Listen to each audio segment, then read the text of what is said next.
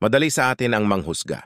Yung batang buntis na nakita mo sa kalsada na sinabihan mong ang agang lumande na rape pala siya. Yung lalaking tinawag mong baduy, working student pala, at wala siyang pambili ng bagong damit. Yung nakatabi mo sa jeep na sinabi mong mabaho, construction worker siya at dali-daling umuwi dahil may sakit ang asawa niya. Sinusuportahan niya ang pamilya niya at di pa siya naghahapunan. Yung sinabihan mo ng masakit na salita noong nakaraan, di mo alam na sa bahay palang discouraged na siya at hindi na siya masaya. Tinawag mong mataba yung babae, hindi na siya kumakain ngayon sa sobrang hiya at pressure na ma-meet ang standards mo sa ganda. Yung lalaking tinatawanan mo kasi bulol magsalita, na trauma pala nung bata pa siya.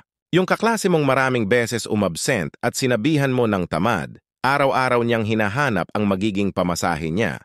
Yung crew ng fast food chain na tinarayan mo dahil hindi ka masyado narinig sa ingay sa loob ng lugar ay working student at pangalawang duty na niya ngayong araw para matustusan ang pangmatrikula niya. Yung ale na binarat-barat mo sa palengke para sa 1 kilong gulay at sinabihan mong madamot, 12 kilometro pala ang nilalakad papuntang palengke para makapagtrabaho lang ng marangal. Akala kasi natin, alam na natin lahat. Madali sa atin ang manghusga, pero wala tayong karapatang manghusga. Stop discrimination! Nagustuhan mo ba ang kwento ko? Kung yes, mag-follow ka na sa Noe Fact Stories. Maraming salamat.